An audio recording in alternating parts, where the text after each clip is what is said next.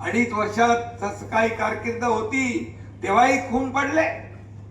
म्हणून तुम्हाला हे बदलायचं असेल तर हे सर्व बदलायचं असेल आणि याचा विकास करायचा असेल आणि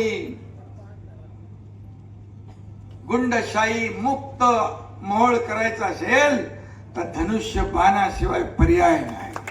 धनुष्य बाणाशिवाय पर्याय नाही. आणि म्हणून मी तुम्हाला एकच सांगतो, मी ज्याच्या माग उभा राहतो त्याच्या माग खंबीरपणे उभा राहतो. परिणामांची पर्वा मी करत नाही आणि म्हणून मी तुमच्या पाठीशी उभा आहे.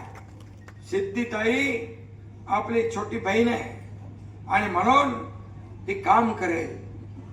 शिकले की ना, तो ग्रॅज्युएशन केले, उच्च शिक्षित आहे, अशी उमेदवार तुम्हाला दिली आहे.